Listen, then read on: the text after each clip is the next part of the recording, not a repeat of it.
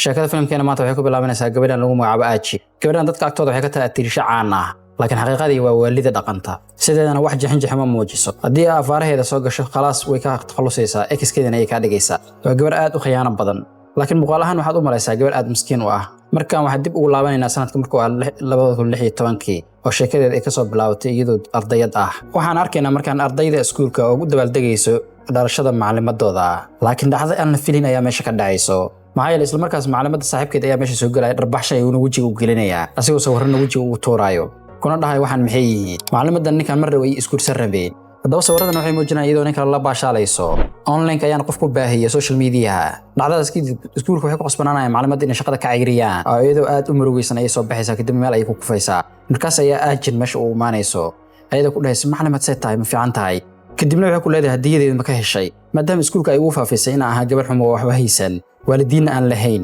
hadiyad aan ku iibiyay ma haynin saas darteed hadiyad ay tan sidan kaaga dhigay oo ceebtada ayaan banaanka keenay macallimiinta markaan kaliya way eegaysa oo wax ay ka qaadi kartay gabadha ma lahan maadaama markii hore iyada ay faragashatay aajina markaan exkeeda koowaad ay ka dhigtay macallimadan isla markaas ay exkeeda labaad meesha ka soo baxayso gabadhana waxa lagu magacaabaa Sonhee aajin iskuulka ay ku tartamaan natiijada imtixaanka isku mid ayay keeneen laakiin aajin ayaa koowaad gashay halka Sonhee labaad la siiyay arrinkaasna aad ay ugu careysanaysaa Sonhee kadibna macallimada ay u tagaysaa kadibna weydiinaysaa sababta arrinka u dhacday macallimada ay sheegaysaa in waqtiga uu hormartay aajin sida darteedna macalinka artiga uu koowaad ku siiyay isla markaas ayaa Sonhee waxay soo xasuusinaysaa dhowr maalin ka hor inay aragtay aajin oo la jirto macalinka artiga macalinka farshaxanka markaasoo ka shakaysa in xiriir hoose ay leeyihiin markay damacdeen ay u gashay si runta u ogaato ayaa waxa ka hor istaagay wiilkan John Seo la yiraahdo oo ardayda galaaska kamid ah kadib meesha ka waday laakiin Sonhee maalintii xigtay waxay u tagaysaa aajin kadibna waxay weydiinaysaa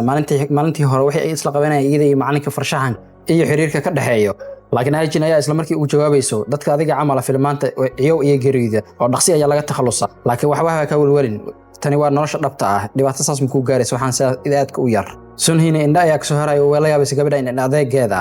maalintii xigtay waxaan arkayna aajin oo la hambaliyana maadaama ay koowaad gashay iskuulka iyo sidoo kale John Seo isna qoraalka ku guuleystay isla markaas ay macallimadu waxay soo jeedinaysaa John Seo iyo Sonhee inay isla diyaariyaan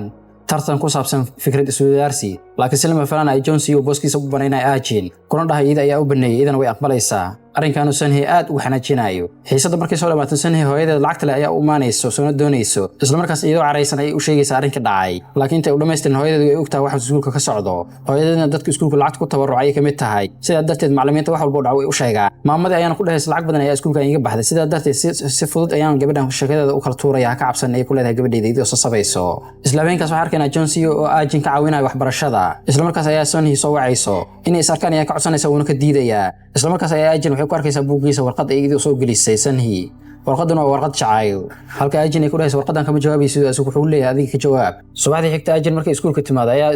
ardayda galaaska waxay u sheegayaan in iskuulka dham laga warhayo sheeko ah inay agoon tahay xirada agoontan ku soo kortay oo gabar iska duruufaysan oo waxba haysan ay tahay hantaas iskuulka ka socotana Sonhee ay faafisay arrinkan oo aajin gelinaya xusuus aad u qalafsan oo yaraanteeda ah hooyadeeda cabtooydeeda ayaa ku xadgudbi jirtay si xun dhibaatay jirtay Sonhee sababtay sida u sameysana waa aajin inay ka saarto tiimka ay wax la diyaarinayeen laakiin aajin ayaa si degan arrinka u xalinayso warqadii jaceylka John Seo u dartanay way u keenaysaa iyadoo jawaab ugu dhigayso kuna dhahayso John Seo ee warqadan ii soo dhiibay warqada markay fiirsana waxa ku qoran ma ka baqaysaa in murug u dhimato markaan waxaan arkaynaa aajin oo laga saarayo tiimkii dooda diyaarinayay kadib markii awood loo adeegsaday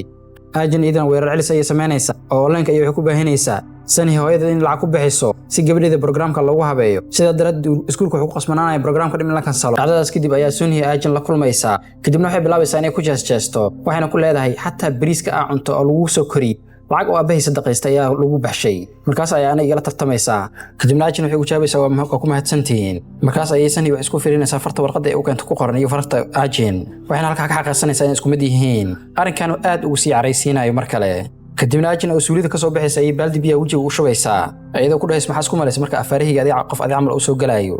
isla markaas ay aajin waxay ku soo laabanaysaa galaaska iyadoo biyo ka da'ayaan markaas ay John Seo soo boodaya kadibna qabanayo asigoo la cararayo qaybta caafimaadka wuxuuna halka ardayda dhab ugu cadeynaya in aajin wax walba u tahay asiga Sonhee aad ay ugu saarinaysaa arrinkan maadaama wiilkan ay aad u jeceshahay iyada lafteeda waxay sidoo kale kulmayeen wiil kale oo lagu magacaabo JO ee asxaab yihiin aajin wiilkan waxay isku barteen maalmaha kamid ah asigoo galaaska wax ka haday ay aragtay kadibna wuxuu weydiiyay waxay doonayso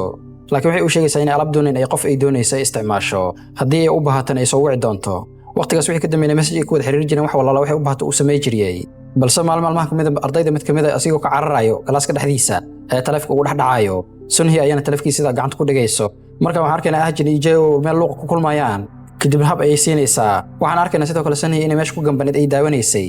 laakiin nasiib wanaag taleefka ay iska soo hilmaantay oo ma sawiri karto markaan sidoo kale waxaan arkaynaa Jon Snow inuu meel sare ka fiirsanayo oo u jeedo waxa meesha ka dhacayo waxaan halkaan naga cad Ahjin inay labada wiil isticmaalayso in aad ugu xeerdhay sida wiilasha loo isticmaalo si ay cadawgeeda ugu la dagaasho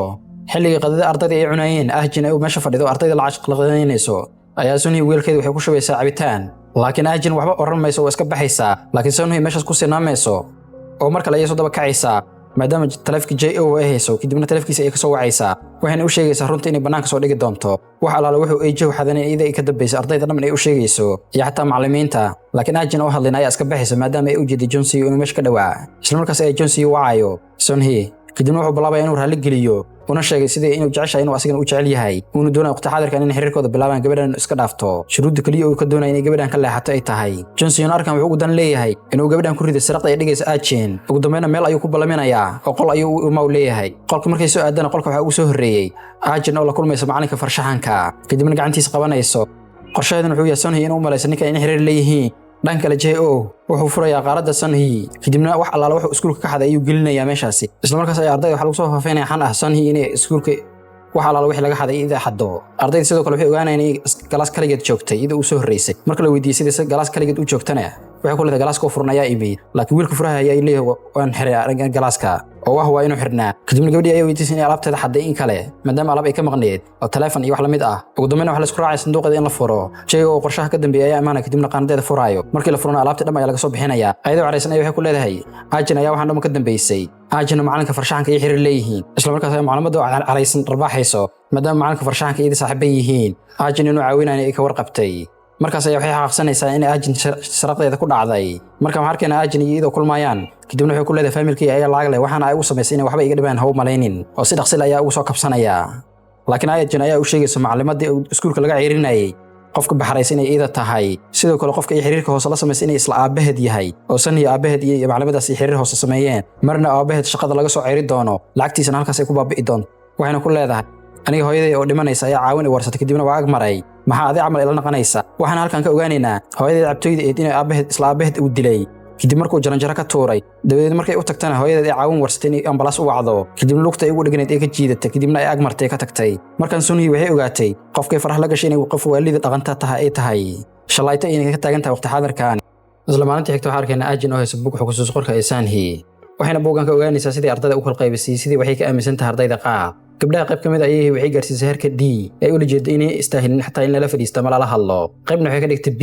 oo ayagana sidoo kale agteeda wax macnaa kale hayn iyo qayb ay ka dhigatay kuwaas ay danaha ay doonaysa ay ku fushato Ahjin oo markaan ka fikiraysa qaabkay buugan soo bandhigi lahayd ardayda inuu tusi lahayd ayaa taleefka laga soo wacay kadibna waxa loo sheegay aabaheed inuu galaaska joogo oo iskuulka ka dhex raadinayo isla markaasna iskuulka ay soo cararaysa Jon Snow iyo Ahjin hal mar ay isla imaanayaan isla goobta markaas ay isla ma filaan Jon Snow wuxuu ku leeyahay aabo halka Ahjin ay isqarinayso odaga muuqaalkiisana in aad u xun ayuu eg yahay waxaana sidoo kale halkan ka ogaanaynaa Jon Snow hooyadiis iyo Ahjin aabaheed in iska gaadi jireen kadib markuu Ahjin hooyadeed ka takhalusay intuu soo waday guriga Jon Snow iyo keenay sidaas ay Ahjin iyo Jon Snow isku barteen xiriirkooda qotada dheerna halkaas ay ku soo bilowday Ahjin buugi ay meesha ku tuuraysa isla markaasna ardayda meesha ka qaaday arkayaan Jon Snow marka odaga ay soo wadaya kadibna lacag ay u soo bixinaya sidoo kale markaan waxaan arkaynaa naagtan yiraahdo Mary waana CEO kamariga filmaanta duubo waxayna markaan ka helaysaa Ahjin muuqaalkeeda iyo quruxdeeda ayadoona aaminsan gabadhan sheekadeeda ku soo darto inay sheekadeeda u kala kacayso horumarna sameynayso Jon Snow markaan wadaqo wuxuushka ayuu lacagta siinaya asigoo ku dhahay iskuulka iyo gabadhan agteeda ma soo agdhawaa kartid lacagtaana qaado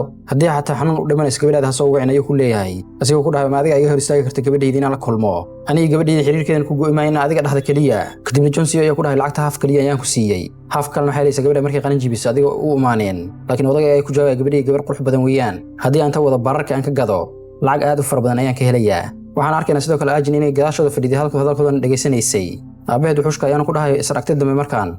kadibna Mary ayaa Ahjin u imaanaysa waxayna u sheegaysaa kamariga ay ka socoto ayada ku dhahaysay ma doonaysa inay caan naqato laakiin Ahjin ayaa ka soo horjeestay arrinkaasi koon dhahaysay ma doonay waxyaabo noocaas inaan sameeyaan lagama yaabo wayna isaga tagaysaa dhanka kale J.O. aabihiisa ayaa arkaynaa inuu daroogo iska soo badi kadibna uu qaatay wiilkiisa inuu shaydaan ku dhex jiro midi ayuu soo qaadaya si uu dilo J.O. ayaa markaas soo gaaray goobta asigoo isku dayay inuu ka celiyo kadibna sidii sil ah ayuu ku dilaya aabihiisa kadibna gabadhan waalida dhaqantay Ajin ayuu soo wacaya asigoo tala ka doonayo wuxuuna u sheegay inuu ka takhaluso aabihiis dhibka badnaa kadibna waxay diinaysaa wax marqaati ma joog marka dilaysay laakiin wuxuu ugu jawaabayay inuu booliiska saldhigga hortiisa taagan yahay una doonayo inuu isdhiibo waxaan sameeyay kama shalaayo ayuu ku leeyahay markaas ayuu ku leedahay wax qof ka shalaysan iska dhig oo aad ugu murugaysan si dadka kale ku calool jilcaan toqos inta xamaha ka walwalnay ku leedahay maxay lagu xoosh doonay inuu dhulku kala galo ayuu ahaa waan iska reebtay kaliya ka fikir wax mustaqbalka ugu dhici doono kadibna qof la yaab la ayaa tahay uu ku leeyahay laakiin waa mahasanta ayuu ku leeyahay sidoo dhiirigelin ka qaada hadalkeeda dhanka kale waxaan arkaynaa gabdhihii ardayda ahay oo garaacayaan Sunhee maadaama buugga Ajin ay turtay arkeen aadna u caroodeen arrinka ay ku qortay buugga lacag ayuu soo taagaysaa waxayna ku leeyihiin lacag ku badbaadimaysa waqti xaadirkaani kadibna si xum ay u garaacayaan ugu dambeyn Sunhee waxay ku qasbanaanaysaa iskuulka inay bedelato maadaama halkan ay ku noolaa karin Ajin Sunhee sidaan ay u takhalusto waqti xaadirkan Ajin markaa waxay dalbatay jaamacad ugu sarreysay sharciga lagu barto wadanka jaamacadan isla markii way soo aqbashay iyadii Johnson aad ay ugu farxayaan kadibna way dabaaldegayaan Joona markaa waxaan arkaynaa maxkamadda oo ku xukumaysa 4 sano halka Johnson awoowis uu tagay kadibna lacag uu ku codsanayo deyn ah maadaama lacagta tuwishinka ee jaamacadda Ajin ayna haysanin asiga uu rabo inuu soo deemiyo hatta lacag dul saara ayuu ku leeyahay waa maxinayaa intaba awoowis markuu weydiiyay lacagta sidoo ku godaayana wuxuu sheegay shaqo baad qadaam inuu shaqay doono laakiin awoowis ayuu ku dhahay iska dhaaf anigu waa ku siinaya lacagta laakiin shuruud ayaan wataa Japan ayaa u socda arrimo caafimaad u socdo marka waa inay raacdaa gacan yarihiina aan qataa sida ay lacagta ku gudi kartaa ayuu ku leeyahay Johnson isla markiina uu ku ogolaanaya arrinkan maadaama lacagta uu u baahan yahay kadib lacagta ay soo qaaday Ajin ayuu u keenayaa Ajin ma doonaysa lacagta inay qaadato laakiin way ku qasbantahay inay qaadato wax meel kale wax ka helaysa ma jiraan kadibna waxay weydiinaysaa lacagta in free lagu soo siin wax laga codsaday ay weydiinaysaa wuxuu sheegay inuu duqa weydiistay inuu raaco Ajin abaad Johnson hooyadiis ayuu tagayaa kadibna wuxuu weydiinayaa Ajin meeshay degan tahay asagoo u bootanayo wiilkeeda ugu dambeyn way u sheegaysaa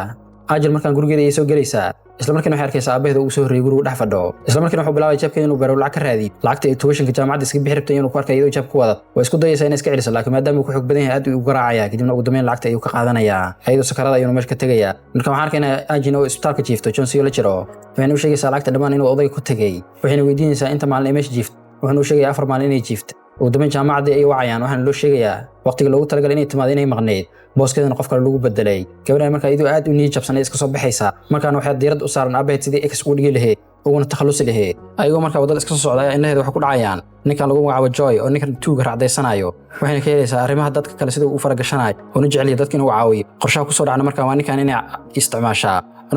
aabaheed sidii uu takhalusi lahayd haddaba ninkan sidii u isticmaali doontaa aabaheed sidii aabaheed u takhalusto sheekada filimkeena qaybtan ay halkan ay nagu seeman tahay haddaba muuqaalka laagta dhac lagu siiyo hadday nagu cusubtaan janaalka rukumo oo gambalka furo subscribe ta dhac si ay qaybaha xiga in ku dhaafi waa inoo kulan dambe iyo qaybta xigto aad u xiiso badan nabadeey